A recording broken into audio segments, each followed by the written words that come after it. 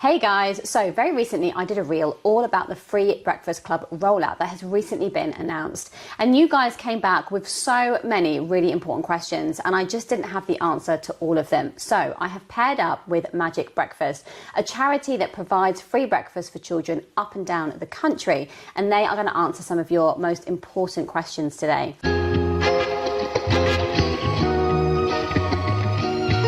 I want to talk about why this is so important to me, because we had a lot of questions around why free breakfast is being offered, and personally it touches me quite deeply. My grandmother had 4 children and was also looking after her nephew. When her youngest was just 6 weeks old, my granddad passed away. So although she once had the means to feed those children, she found herself in a position where she was not able to feed those children any longer. And so, as sad as it is, sometimes the only meal that my mum and her siblings received was the free one that they had at school.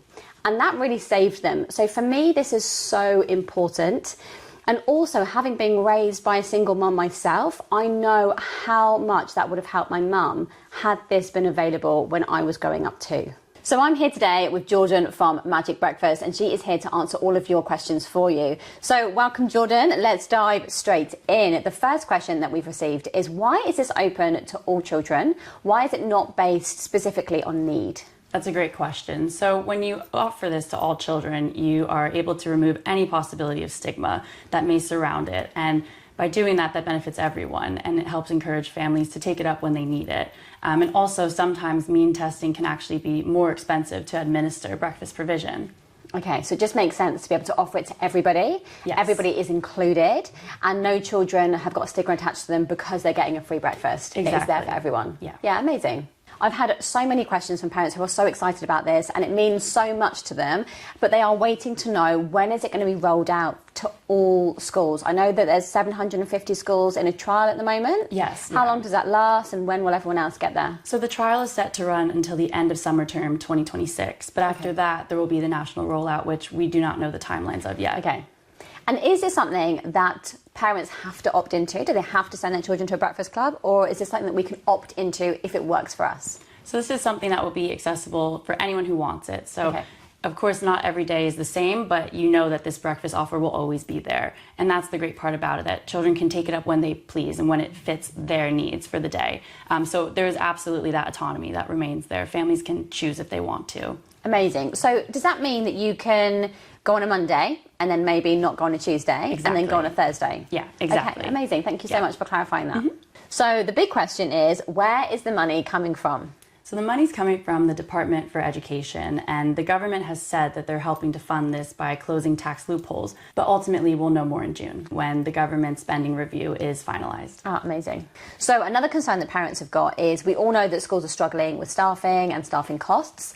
Where is the money going to come from, or how are we going to make sure that we've got enough support staff to deliver the free breakfasts? So the early adopter scheme funding does include school food and staffing, and this is a test and learn period where they're going to see what works and what doesn't, what needs improvement, and what could work in the way it is now.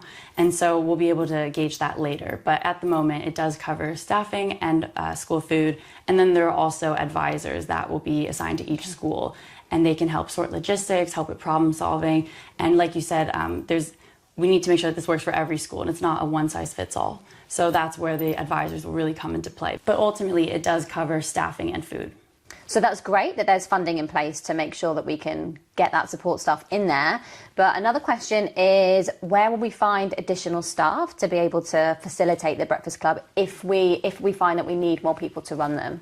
So that's where the advisors will come in. They'll be there to help these schools integrate to this new service that they're offering and run through logistics and any problems that arise, but that is something that could be highlighted from them working with the schools, that they are observing that there's more staff, that they need to be able to hire more people and take on some of that role. Okay, so at the moment we've got advisors that could be coming in, and they're going to be looking at what the needs are, and then that'll be fed back, and things can change and be reviewed depending on the outcome of that.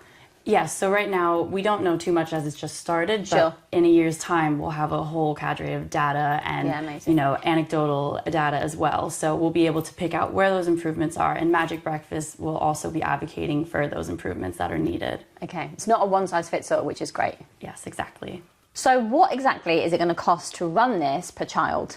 Per child, it will cost £51.90 per year, but that's for a breakfast club model. When you add in another alternative model, such as what Magic Breakfast does with classroom provision, which is where breakfast takes place in the classroom instead of the canteen, that cost actually goes down to £12.90, and that is 75% cheaper. So it's a great way to help flex those budgets and make sure you're capturing all children still.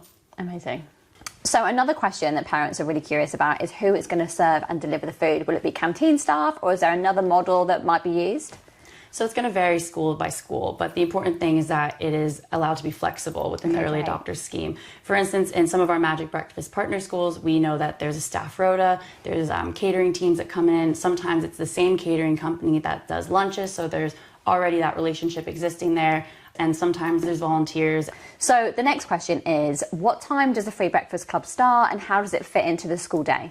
So the early adopter scheme guarantees 30 minutes of free breakfast provision before the school day. Certain schools might start that earlier, and that is up to them and how they choose to run it.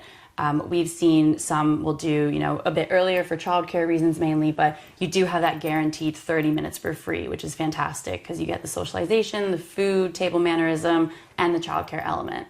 Okay, great. So there is definitely a 30-minute free slot for every child with food. Yes. But some schools, and I know that, my daughter's school, they definitely run breakfast clubs earlier, and that part could potentially be charged, but everyone's definitely got the 30 minutes with breakfast. Yes, okay, and that sounds great for me as well, actually, because on a Tuesday is like my busy working day, so it's always manic when I'm like trying to get the kids to school and then back to work. So for me, dropping them off that half an hour earlier actually is going to mean that we have a slightly calmer morning on a Tuesday. Exactly, and that's why it's great to have it there for when you need it.